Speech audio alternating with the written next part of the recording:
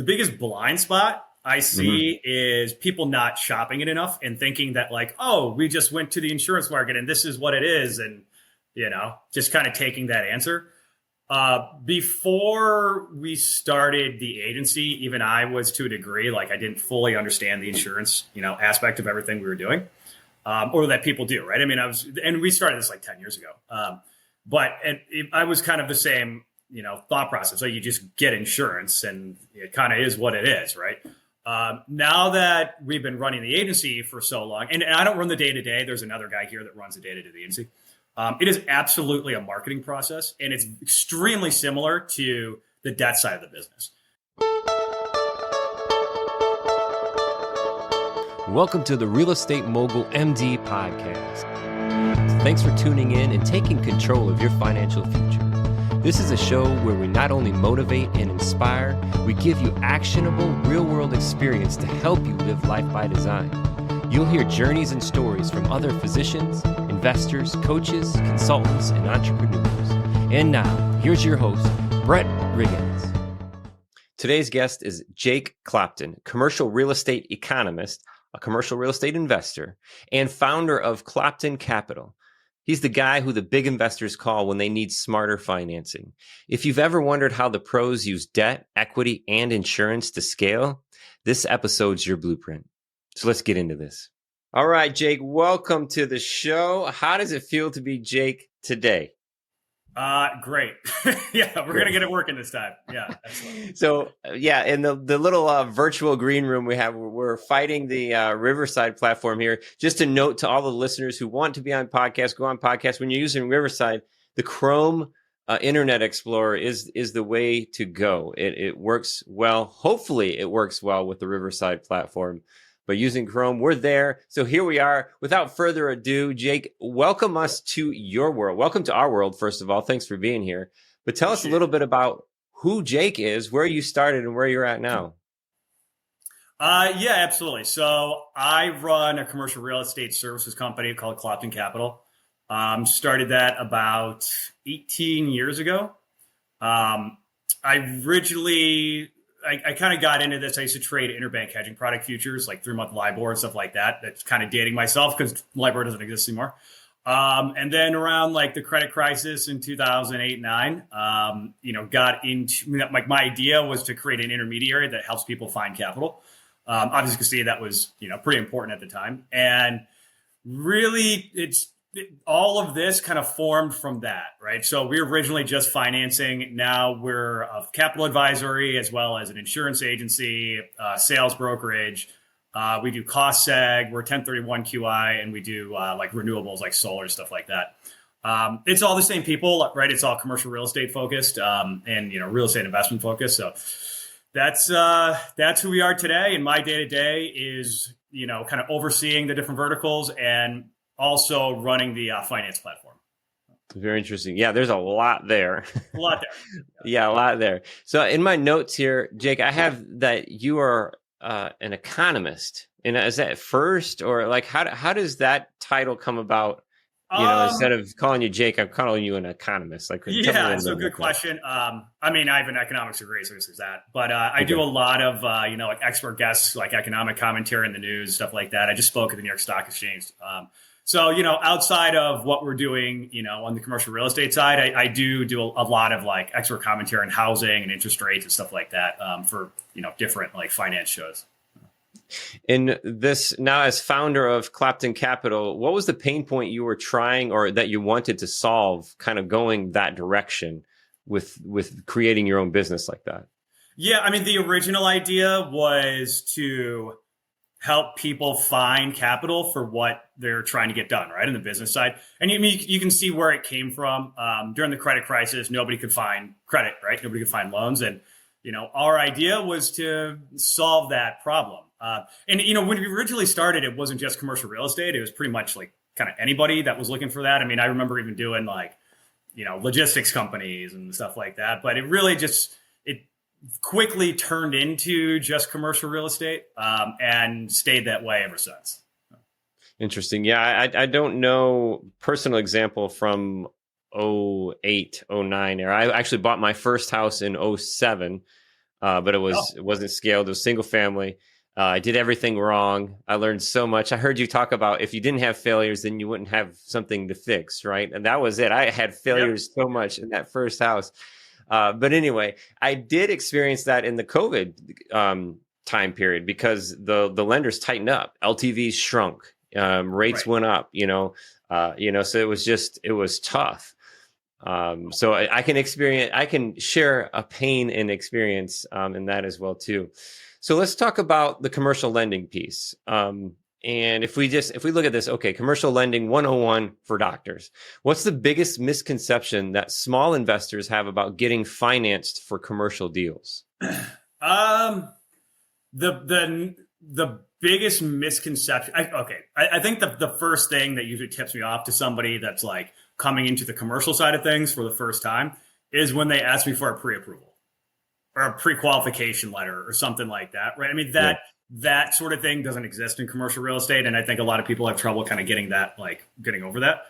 Whereas like in residential, right? I mean, you go and you get like a pre-qualification letter and then you can go find a house. In commercial real estate, it's kind of backwards, right? So a lot of residential lending is borrower focused and borrower forward, and they underwrite your income. And I'm kind of speaking first and foremost, like, like your house, right? Mm-hmm. Right? Like that, your first source of repayment is your personal income. And a lot of residential investment underwriting is kind of similar to that. When you go to the commercial side, it's the opposite, right? I mean, the first source of repayment is, the property itself, and then they kind of look at the borrower.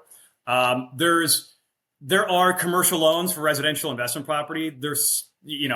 But I think the vast majority of people that are doing like SFR rentals, end up with that residential style underwriting first. So that's how I know, like, somebody's coming into the commercial space first. And in what the difficulty that makes that, or that comes from that is, they're just not approaching the acquisition side the right way sometimes, because they're not doing enough property diligence before they're coming to me to try to get some like financing, right? I mean, it should be find the property, analyze the property, and then, go try to find financing that like fits around that. And these types of people are usually coming to me first without even a property or an investment, in hand. And I think it kind of wastes some time on their end, but it's also, to me, it's counterintuitive, right? It's like, let me go just get financing for something that doesn't exist yet. So that's the first thing I would usually say to most people is like, hey, really focus on your financing your property first, and then try to find financing that's based on that fits it. Yeah. And in the single family world, looking at, kind of like that DSCR approach as opposed to the home loan that you have. So it's focused more on the property as the asset or the income generator than the person or the borrower as the income generator. Right. Exactly. Yep. Yeah. And all right, there's a debt. So I've got a deal right now where I'm partnering with somebody to go into this commercial lending scenario. Can you walk us through the basic difference between debt and JV equity in a deal? Sure. Yeah. I mean, like debt is just your loan, right? That's your senior mortgage. It comes in various slices, but I mean, your typical deal is like a 5-year fixed, 25-year AM, right? In the commercial space. The JV equity, I mean, that's your, I mean, I guess most people are going to think about it this way. That's part of your down payment. And I make a big distinction between like joint venture equity and like common equity. Like if people, on the podcast are raising, funds or investor funds, to do certain types of deals, there's really, it comes in two forms. And one is, common equity that looks like a real estate security, and joint venture equity. And that I like to make a big distinction around, because I think people need to be careful. So if the investors you're raising money from don't have a say in the property or whatsoever, you really need to structure that as like a Reg D offering, and that can get kind of like hairy as far as like what's security and stuff like that. Joint venture equity is going to be like, it's an actual partner. They have say in the investment, stuff like that. And it is common equity, right? It's limited partner equity for the most part. But it's not a debt. It's not a lien on the property. It's an actual owner in the property. So that I think is going to be, from what, concerning what you asked, the biggest difference is, your debt is not an owner of the property. They have a lien, and they have certainly like a security interest in the property. but they're not an actual owner. And a joint venture partner is going to be, an owner alongside you. Yeah, depending on how that deal is structured, that the almost more control Exactly. over that piece. Yeah. A little more risk, a little more return, right? The way that's put together, just depending on the agreement itself, how the deal is structured. Sure. And that was interesting. You said 5-year fixed, 25-year amortization. That's an important piece too, because when you are looking at a deal and running your numbers, your acquisition equation, you should have a feel of, where this loan amount's going to come in at, what kind of lender is going to provide that, and then what are the terms that a lender is going to provide. So that 5-year fixed, 25-year AM is a good pocket. And depending on the product too, Jake, would you say that like a 70% LTV is a good range to kind of target, or maybe 65? I think it depends on what it is, right? Yeah. I mean, leverage, I would say, is really going to depend on how much income this property is throwing off, right? I mean, if you're getting, I would look less at like LTV and more about like what your actual debt service is, right? And I mean, for instance, in what type of property is. So let's like compare like the residential and the commercial side, right? So residential, you're going to have like one unit, right? Like a single family residence. And you have one tenant. On the commercial, let's say you have a 10-unit building, right? And 10 tenants. And let's say you take both of those and you get them down to 1.25 DSCR. So you have like, $1.25 worth of income for every dollar of loan payments. I would be more comfortable, having 75% LTV against the commercial building than I would having 65% LTV against the single family residence. Mainly because, like, think about it. If you lose one tenant on either of those, in the single family residence, that means I have no more income. The property doesn't support itself whatsoever. If I lose one tenant on the 10 unit, I'm still 90% occupied. I still got a ton of income. I can still support myself, no problem.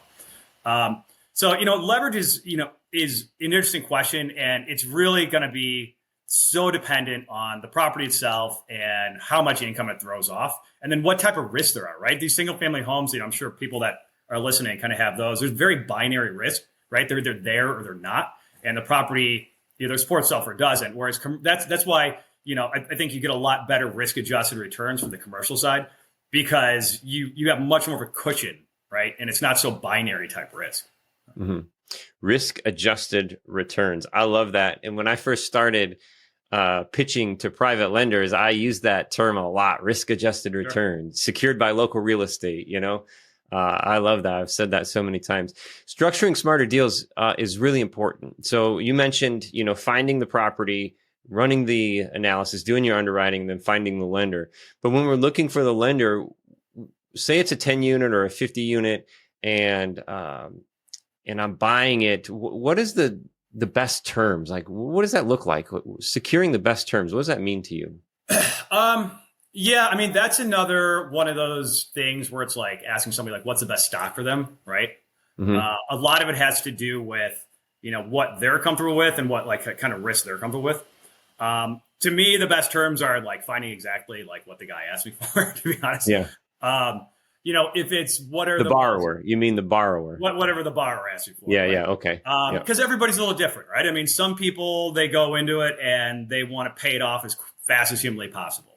Mm-hmm. Other people come into it and they're like, hey, I don't ever want to pay off debt. I just want the most cash on cash return after my debt service as humanly possible. Mm-hmm. And we can go, both ways. I mean, we can do interest only payments, and try to get the maximum cash flow, or shorter amortization, stuff like that. I would say, if we're talking about what's the most high octane type of lending out there, that's probably like a 10-year fixed, 30-year amortization with interest only on the front end. And, if it's a multifamily property, maybe 75, 80% LTC or LTV, that's going to be most likely your most aggressive lending against multifamily property. You're not paying off a lot of debt. I can tell you that. Mm-hmm. So, yeah. And that's pretty high leverage. So I think, if somebody's going to use that type of leverage, I probably wouldn't, suggest it for like your first go around, or I don't know if you'd even be able to get it, but that's going to be your most aggressive leverage that's out there. Interesting. And that interest only scenario, what are the benefits of that? Now you said, obviously increasing cash flow because you're not making that principal payment. So your monthly payment is smaller. Yep. Right. What are the other benefits of interest only arrangements when you have a loan? Yeah, I mean, I think it really just comes down to really what you said, right? I mean, lower payments going in, and some of these lenders are very comfortable with interest only on the front end. I mean, think about it too. If you look at an amortization table, you're really not paying much principal in the first couple of years, anyways. Mm-hmm. So a lot of lenders will structure interest only on the front end. Because think about it, when you go into a property, you're usually levering it up as much as you can, or at least a lot of people are. And that interest only payments will allow you to come in the property and, either push rents or, get the property stabilized or something like that. No need to really pay off, a whole bunch of, debt immediately. And that's really what it would allow for. It may allow for like a stabilization period or allow like the debt service to get like a bigger cushion within the first couple of years. Yeah. So in a scenario where you're doing like a value add, then it makes sense because, you have a lower payment in order to get there and you're not trying to pay the principal down. You're actually trying to increase the value of the property. So when that product does turn and you roll into maybe a different loan, then you could approach it differently. So exactly right. Yeah. And in these same products too, Jake, is we're looking at, credit union versus agency, these Fannie Mae, Freddie Mac agency loans. And this is really driven by the amount of the loan, affects your terms, your amortization. So all of these are like juggling pieces. But a big piece of this too is recourse versus non-recourse. And how does that fit into the equation? Great question. Recourse lending versus non-recourse, that primarily the difference you're going to see is what capital source it comes from, right? The vast majority of banks and credit unions are going to have recourse lending. When you get to non-recourse lending, I think the main capital sources that are going to give you non-recourse are either, private debt funds, something like that, if you're doing shorter term strategies, or if you're doing like you're looking for a long-term mortgage, it's going to be, your quasi-governmental agency like Fannie, Freddie, stuff like that. Something securitized or like a secondary market type of lender.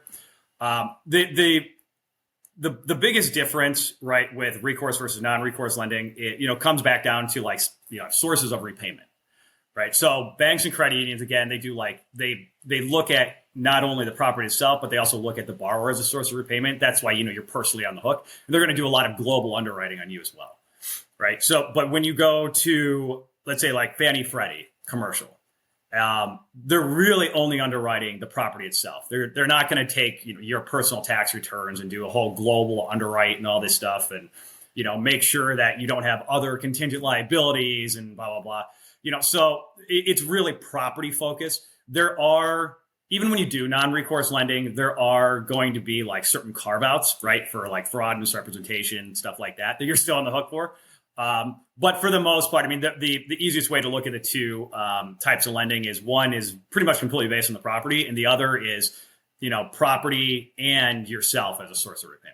Yeah, and when we say recourse, it's coming after you is a layman's term. They can come after you for that money, really, right? Means.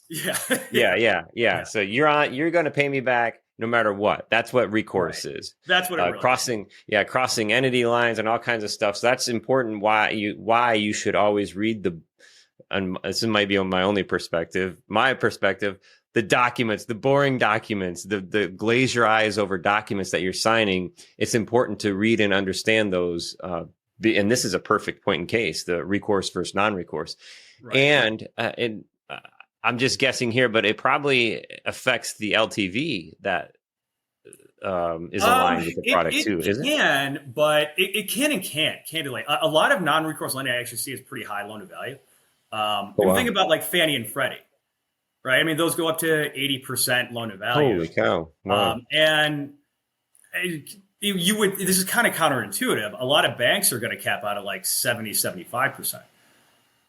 The biggest differences in the type of lending comes to like the regulations around them. Right. So banks are regulated by the FDIC, credit unions, the NC, I don't know. It's another FDIC for the credit unions, right? They have these like regulatory agencies that oversee all their lending and risk rate them and all this stuff. And that's where you get a lot of, your credit box for depository type lending. And it's going to be a little bit more conservative. So not only do they have the property in yourself, but they're usually typically a little more conservative. Like that's where you get your typical like 5-year fixed, 25-year amortization from. Mm-hmm. The secondary market type lending, let's say Fannie Freddie or some sort of like private lender or something like that, that stuff's not regulated. And those loans are typically either sold or held in like funds as investments. So they actually not only don't have you as a source of repayment, but they're typically more aggressive as well. I think the box of what they can actually do is a little tighter, but since they're not regulated, they are actually going to be a little more aggressive. It's very counterintuitive. You would think when they have you on the hook, they'd be much more willing to like do higher, but it's kind of opposite the case. And it comes down to those regulatory agencies. Interesting.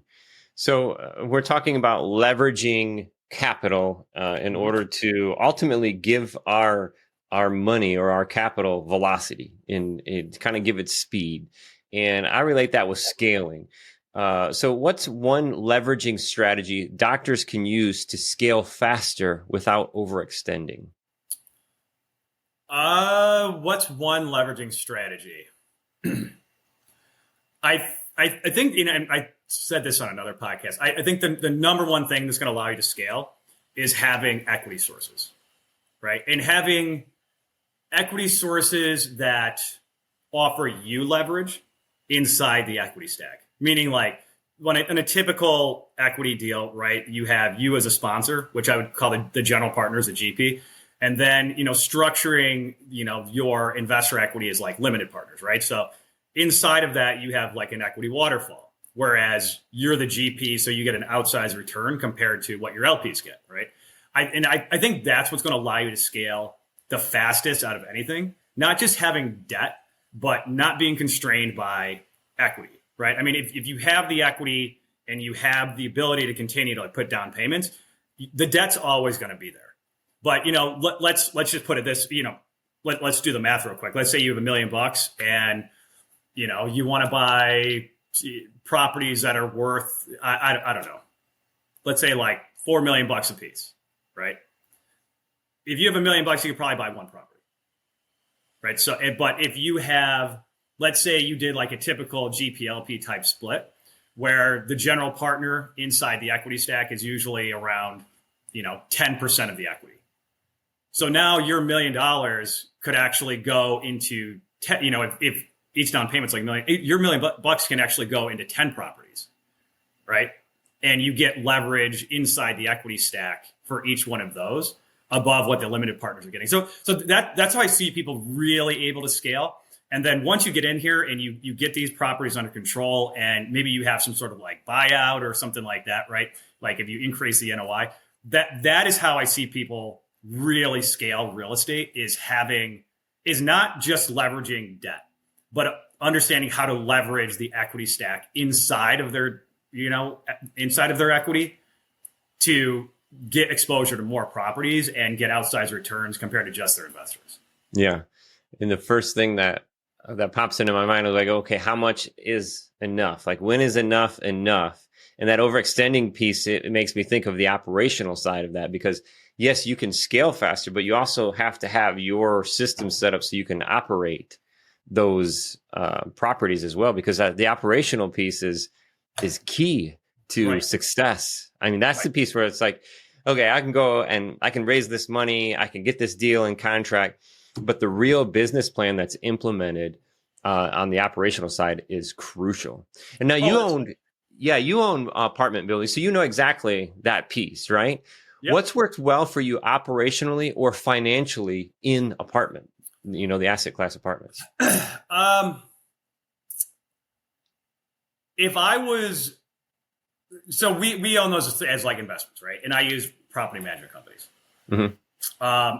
Because mainly I'm running, these other real estate companies as well. If I was not doing that, what I would do is I would actually create a property management company around those because there's so much margin that you lose paying a property management company. And there's also a lot of control that you lose. I think a lot of people think that if they buy a property, stick a property management company in there, like, oh yeah, they're going to run it as best as they possibly can.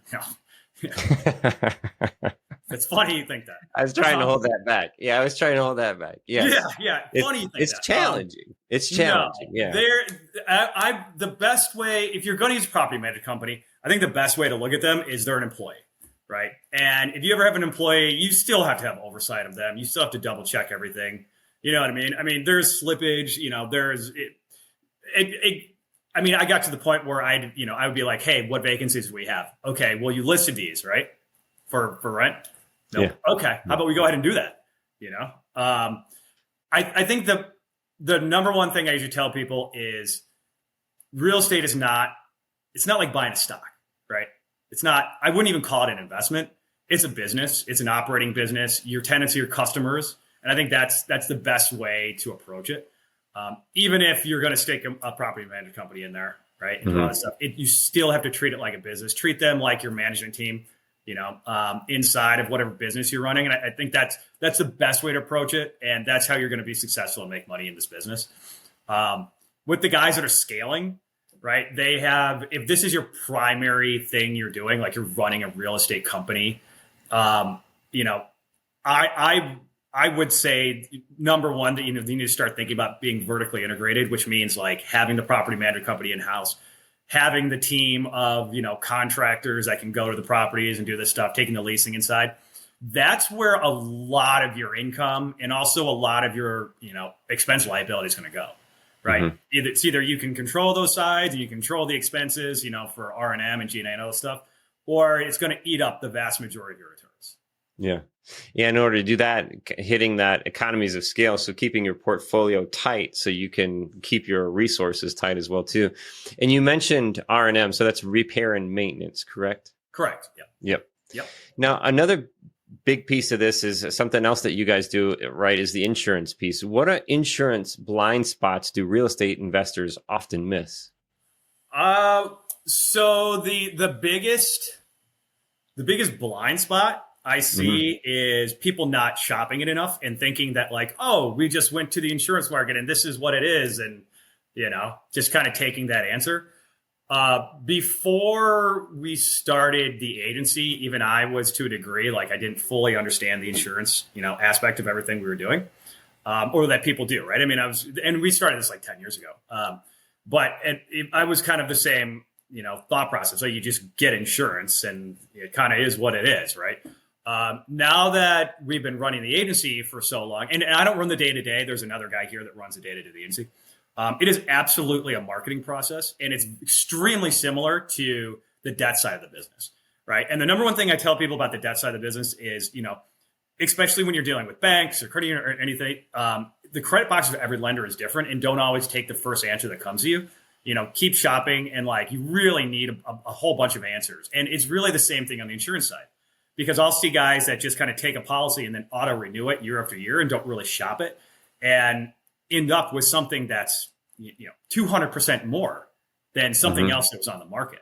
And not only should you shop it, but like each insurance agent has different outlets and stuff like that, right? And I mean, I've even seen guys like, some insurance agents like push people towards more expensive premiums. So you think about it, they have a reason to do that, right? Their commission's based on the side of the premium. So that's the biggest blind spot I see in insurance is not appropriately shopping it and then not shopping it every single year, especially now, right? Insurance is just getting crazy and you're getting renewals that are, 50%, 100% increases sometimes. And getting ahead of that, and shopping it every year is definitely important now because it's becoming such a large expense line item for everybody.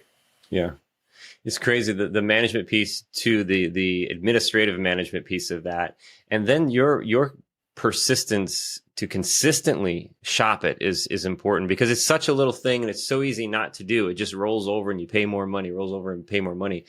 The very first year, we had a couple of businesses and some properties. And this is all related to general liability stuff, but we were shopping outside of a family office that, was family friends and all that kind of stuff. The first major change that we made, Jake, we saved more than $14,000 that year in taxes. That's absolutely insane. Easily. So The one thing to keep in mind with with insurance agents, and all this stuff is if your agent isn't shopping it every year, that's pretty bad. Because think about it, they actually get paid on the renewals every single time, right? So they're getting paid anyways. So if they're just kind of sitting there and auto renewing it for you and not at least seeing what else is out there, probably time to start looking at somebody else because they're getting paid regardless. Yeah. Yeah. The old auto renewal, it's easy because I don't want to lose insurance, but it's also easy to pay more money. I say this often. Real estate makes so much money. A lot of times most people don't even have any idea how much money you're losing because real estate makes so much money. And it's just you get in these so much slippage. Yeah. Slippage. Yeah. You just get in these motions and these rhythms. Coming back down to the operation. How can I be a better operator? Hey, why is commercial insurance planning before closing such a critical piece? Insurance planning before closing, like getting ahead of it as far as humanly possible. Yeah. So one of the things that we do, especially on the insurance side, is help people model their returns to know what they're actually going to be before they really get into it. And on the insurance side or on the lending side? On the insurance side too. Oh, interesting. Because this I see happen, especially right now. I see this happen a lot right now. People will get into deals, they'll get it under contract, and they'll look at the owner's insurance policy, right? And they'll say, oh, it must be 10 grand a year, right? But you have no idea what that guy actually has for insurance. And the vast majority of the time, like that guy will actually end up being way underinsured. And also the lender that you're using may have pretty strict requirements or something like that. And so a lot of times what I see is, people get a property under contract and then they have a finance contingency, right? And they kind of get down the road and then they're hard on, earnest money deposit. And then they're like, within the last 2 weeks of the thing, by the way, I need insurance, right? Yeah. Insurance comes back and it's 3 times what they thought it was going to be, right? And then that kind of affects everything. But you're so far down the line, you've got money out of pocket, you've got earnest money that's hard, you've got a lot of, lender costs, legal, all this stuff. And this is kind of a surprise. So I see that happen all the time. So one of the things we do, especially with syndicators, people that are modeling deals up front is, appropriately like bid those insurance quotes and give them like realistic, premiums, like real, like live premiums and like poke holes in like the current owner's policy and stuff like that. Because, I've seen it, people go into deals and it turns out the owner, either had an umbrella policy with 10 other properties and he was just allocating part of the insurance to that, or he had, some deductible that was like $500,000 or something like, what I mean? It doesn't make sense. So, that knowing, I think especially in today's world, it's more important than it was before. Just knowing what that is going to be going in is going to help save your deal or, maybe it doesn't make sense and the returns come down and you have to like offer like a lower price. So it can help you prevent from like overpaying. Yeah. And in these types of games too, to have skin in the game in order to get to that point, if I didn't even typically a quote from an insurance company is not going to cost you. But when I go through the full building inspection, then you better believe that costs money. So it's almost like, putting it on earlier before the closing, absolutely before the closing, but earlier on in the due diligence phase to pick that up as well too. Or building relationships, right? Building relationships is a huge piece of that. So you can have that call or that email, when you need it. Absolutely. I mean, think about it. Let's just do the math, right? I mean, in real estate, it's all a math problem. Let's say you're buying a building that's like worth $2 million. The owner's insurance is, 20 grand or 10 grand, right? Something like that. And that's what he's saying. And you make your bid based on a cap rate and, it comes out to $2 million or something like that. But the insurance actually ends up coming back, at 30. Ooh. That's $20,000 a premium, but that's real money. Like that's real value that you just lost in this property. And now you're overpaying based on what you thought you were going to.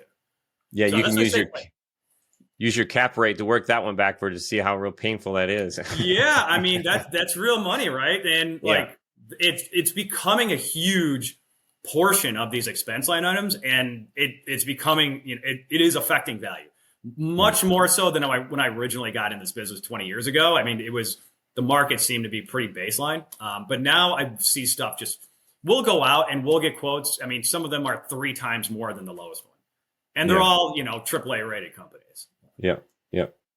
Yeah, that's insane. And talking about, I mean, you've 20 years now, and I watched you on Newsmax, all these other places where you've been as the economist, right? As the person speaking about what's happening or your opinion, what's happening. So tell us a little bit about that. What's the biggest opportunity in commercial real estate right now, and what should investors be watching for over the next 12 to 24 months?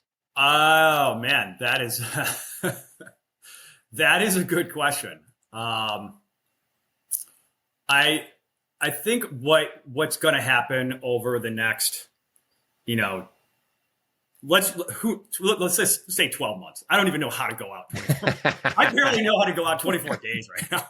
I mean, a lot of what's going on in the economy, right? Like just is, I'm going to stay away from the politics of everything. Yep. On the, let's just say like building cost material side, right? The tariffs are going to increase building cost materials, and that's just going to make everything more expensive, right? So your cost basis to actually like build more supply, and I'm going to stick to mainly like residential real estate here. That's going to get more expensive. So housing is going to get more expensive just because it's going to cost more to build, right? And then the ability to actually build any sort of like residential property, something like that, is going to come down. So I think, we're already supply constrained, right? There's already imbalance between supply and demand in like, in housing. There's a crisis, right? There's a housing shortage. So I think that's going to do two things. One, it's going to make housing affordability, much harder to actually own a home. And it's going to push more and more people into the rental market and probably push up rents, right? Harder to buy a house. People get pushed into the rental market. The rental market's constrained, rents are going to go up. So, I mean, overall, I think you've got a lot of tailwind to residential, anything habitational on the commercial side. As far as like rates go and the cost of capital, we're at a really strange like point in the economy because we kind of have like stagflation, right? Which is like low growth, maybe recession, but inflation at the same time.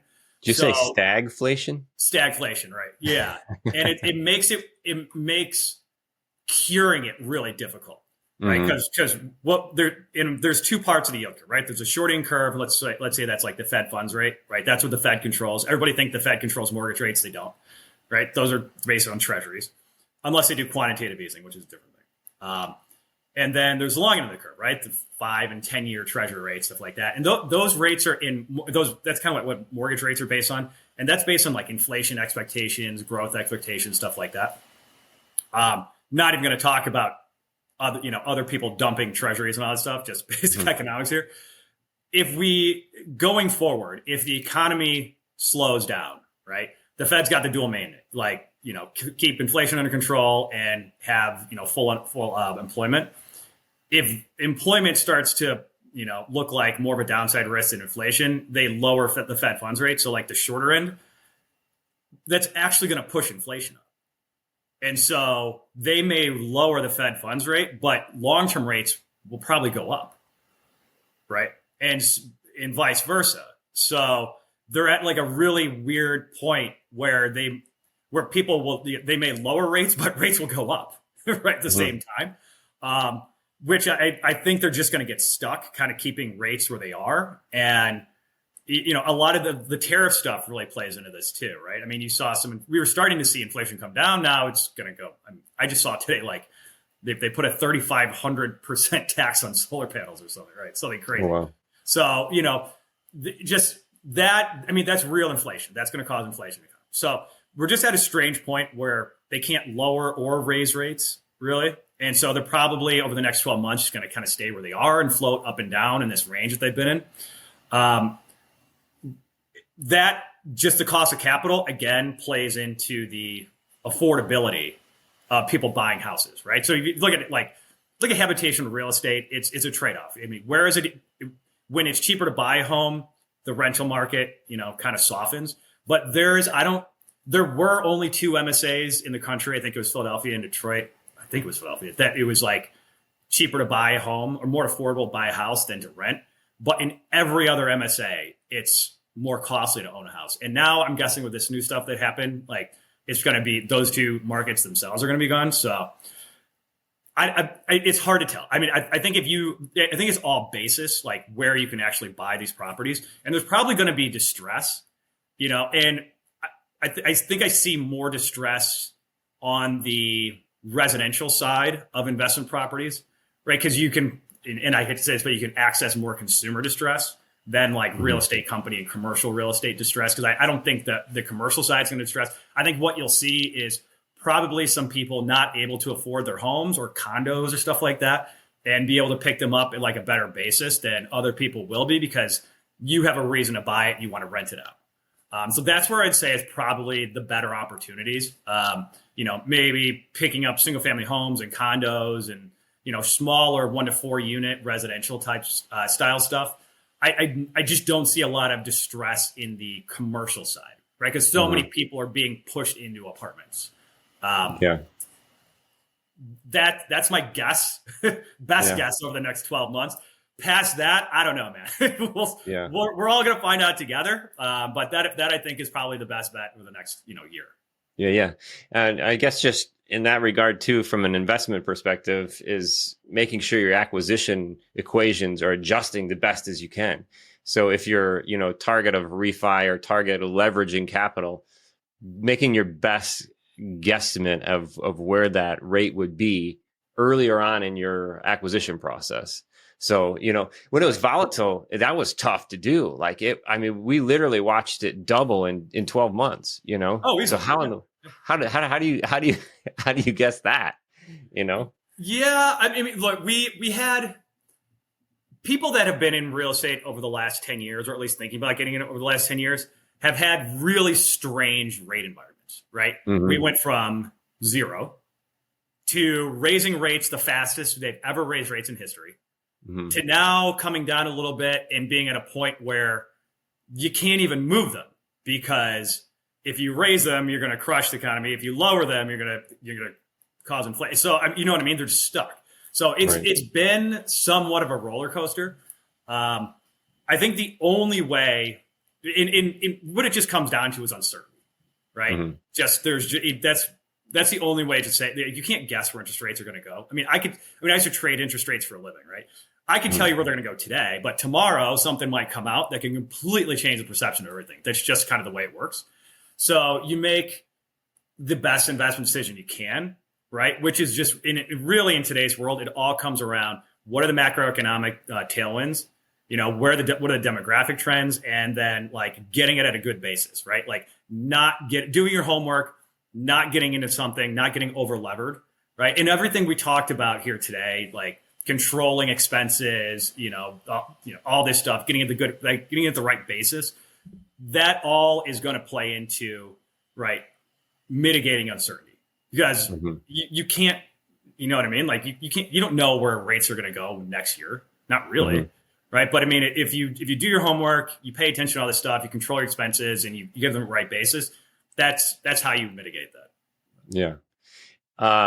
Just a wealth of knowledge and experience here. We absolutely appreciate your time sharing this with us. Where can the listeners find you and learn more about maybe even potentially funding their deals and insurance and stuff like that? Yeah, cloptoncapital.com or hit me up on LinkedIn.